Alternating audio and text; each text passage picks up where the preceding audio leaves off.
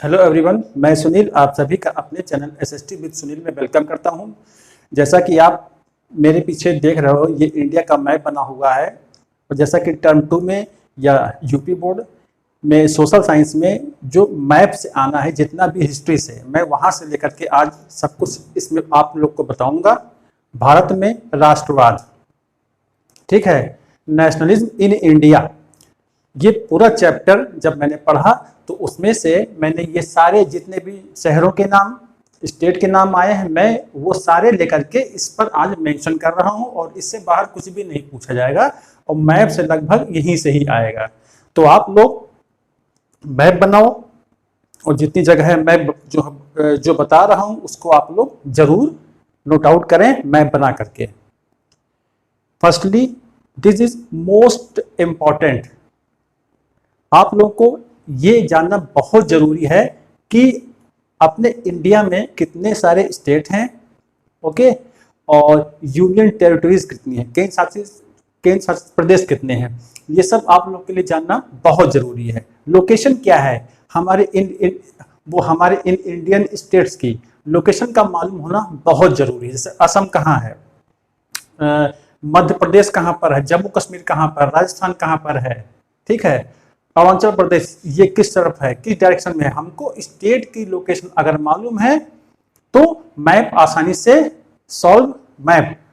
Solve जो है किया जा सकता है। तो मैप बनाने की प्रैक्टिस करते रहें और स्टेट के नेम जरूर याद करें, क्योंकि क्वेश्चन स्टेट से ही रिलेटेड जो है पूछे जाते हैं, ठीक है, वो चाहे ज्योग्राफी हो वो चाहे हिस्ट्री हो, तो दोनों से ही पूछा जाता है। आते हैं अपने टॉपिक पर। भारत में राष्ट्रवाद में कौन कौन से शहरों के नाम आए हैं, कौन कौन से स्टेट्स के नाम आए हैं, ये आप लोग का जानना बहुत जरूरी है। जैसे कि आप देख रहे हो दिल्ली, ठीक है, दिल्ली का नाम क्यों आया, ठीक है, एक तो ये भारत की राजधानी है, ठीक है, पूछा जा सकता है, बहुत इंपॉर्टेंट है। इसके अलावा 1928 में हिंदुस्तान सोशलिस्ट रिपब्लिकन एसोसिएशन की स्थापना हुई थी। कहां पर? दिल्ली में। एग्जैक्टली पूछा जाए तो फिरोज शाह कोटला मैदान है, वहीं पर हिंदुस्तान सोशलिस्ट रिपब्लिकन एसोसिएशन की स्थापना हुई थी, जो कि हिंदुस्तान रिपब्लिकन एसोसिएशन का ही एक सेकंड पार्ट था, ठीक है। तो आप लोग को दिल्ली याद कर लेना है कि दिल्ली किस भाग में है, लगभग सभी बच्चों को ये मालूम रहता है, ठीक है। उसके बाद हम आते हैं थोड़ा इस तरफ अमृतसर में। अमृतसर में सभी को पता है ये पंजाब में पड़ता है, और स्वर्ण मंदिर गोल्डन टेम्पल, ठीक है, वो अमृतसर में ही पड़ता है। लेकिन जो हमारा पूछे जाने वाला जो टॉपिक होगा वो होगा जलियांवाला बाग। जलियांवाला बाग हत्याकांड ये कहां पर हुआ था? अमृतसर में हुआ था। कौन सा? जलियांवाला बाग, ओके। तो आप लोग को ये याद कर लेना है जलियांवाला बाग हत्याकांड, जलियांवाला बाग कहां पर? अमृतसर में। और अमृतसर कहां पर? कौन से स्टेट में? पंजाब में, ठीक है। 13 अप्रैल 1919 में ये जलियांवाला बाग हत्याकांड हुआ था जनरल डायर के द्वारा।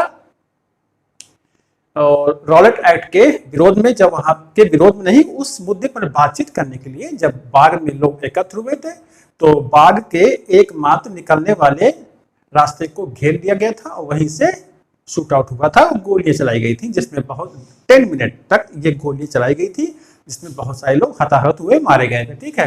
तो आप लोग को डेट भी याद कर लेनी है। जो अमृतसर पूछा जाएगा तो आपको पंजाब बताना है, और जलियांवाला बाग एग्जैक्टली कहां पर है? अमृतसर में, ठीक है। तो ये आप लोग को याद कर लेना है। उसके बाद साबरमती आश्रम कहां पड़ता है? गांधी जी का आश्रम, जहां से उन्होंने जो है साल्ट मार्च स्टार्ट किया था, ठीक है, 12 मार्च, है ना, से 12 मार्च सन 1930 में, ठीक है, 12 मार्च 1930 से मार्च और अप्रैल 6 अप्रैल, ठीक है, सन वही है। तो आपको ये याद कर लेना है कि 12 मार्च से 6 अप्रैल 1930 तक साल्ट मार्च हुआ था। कहां से कहां तक हुआ था? साबरमती से हुआ था स्टार्ट, और कहां तक गया था? नवसारी जिले तक। नवसारी जिले तक कहा, नवसारी जिले तक गया था। ये पड़ता कहाँ पर, और इसी का ही नाम है दांडी, जिसको वर्तमान कहते हैं। ये दांडी जो है नवसारी में ही पड़ता है, आप लोग को बस इतना ध्यान रखना है, ठीक है। तो ये 60 मार्च हुआ था, यानी कि सबने अवज्ञा आंदोलन की शुरुआत मानी जाती है, ठीक है। उसके बाद आता है आपका अहमदाबाद, और सन 1918 मैंने यहाँ पर लिख रखा है, क्यों है, क्योंकि अहमदाबाद मिल मजदूर आंदोलन सन 1918 में गांधी जी के द्वारा चलाया गया था, जो कि प्लेग बोनस को लेकर के चल रहा था ना। जब प्लेग महामारी फैली थी तो कंपनी के मालिकों ने जो है बोनस देने का जो है एक प्लान बनाया था, बोनस दिया भी था, और उसी की मांग को लेकर के ये हुआ था। उसके बाद आता है आपका खेड़ा सत्याग्रह, गांधी जी के द्वारा चलाया गया था 1971 में। ये गुजरात में ही पड़ता है, जिला है। और इसके अलावा चंपारण में, जो कि बिहार का जिला है, ध्यान देंगे, सन 1917 में गांधी जी के द्वारा सबसे पहले चंपारण में 1917 में, जो कि बिहार में पड़ता है। आप लोग को ध्यान रखना है कहाँ पड़ता है, बिहार में, ठीक है, बिहार में पड़ता है। वहीं पर ये गांधी जी ने प्रथम सत्याग्रह किया था, और बारदौली खेड़ा में भी सत्याग्रह किया गया, और अहमदाबाद में। तो गांधी जी के 3 शुरुआती आंदोलन थे, कौन कौन से, मैं यहाँ पर लिखे देता हूं आप लोग के सामने। चंपारण, अहमदाबाद, अहमदाबाद, खेड़ा। याद कैसे करोगे, चंपा हम खड़े हैं, ठीक है, चंपा हम खड़े, ठीक है, चंपा हम खड़े हैं, चंपारण, अहमदाबाद, खड़े, खेड़ा, ठीक है। तो इस प्रकार से आप इसको याद कर लेंगे।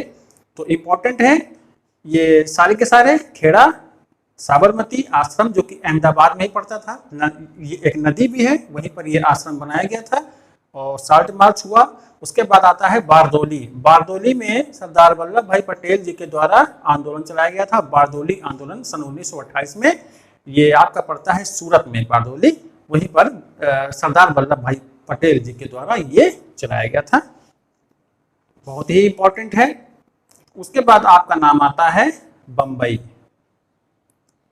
बम्बई का भी नाम आया है। बम्बई में बहुत सारे जो है सूती वस्त्र उद्योग भी थे, जहां पर समय समय पर हड़तालें हुई हैं, तो एक नाम ये भी इसमें आता है बम्बई में, ठीक है। उसके बाद आपका एक नाम आएगा पुणे। जैसा कि जब हम बुक पढ़ेंगे तो उसमें आता रहता है, तो पुणे। पुणे का नाम इंपॉर्टेंट इसलिए है क्योंकि यहाँ पर हुआ था पूना पैक्ट। क्या हुआ था, पूना पैक्ट, लिखे देते हैं, पूना पैक्ट 1932 में हुआ था।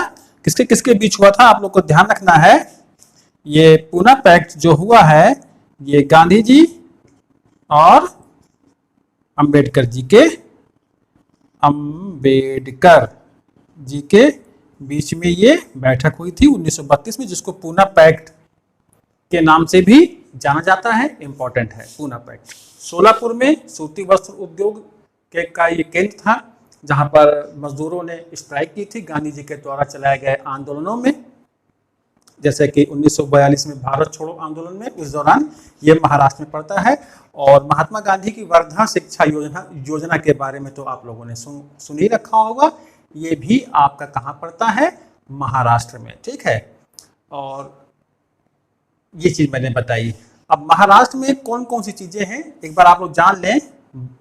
बम्बई, इसको वर्तमान में जो है मुंबई भी कहते हैं, पुणे, सोलापुर, वर्धा और नागपुर पूछा जा सकता है, इनमें से कोई भी।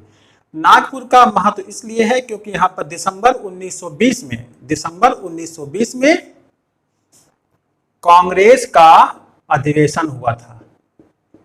कांग्रेस अधिवेशन हुआ था, ठीक है, यानी कि असहयोग आंदोलन शुरू जो है करने के लिए एक यहाँ पर एक औपचारिक बैठक हुई थी। उसके बाद आप थोड़ा यहाँ पर आ जाएंगे सीधे कलकत्ता में, ठीक है। कलकत्ता में क्या हुआ था, सितंबर 1920 में यहाँ पर जो है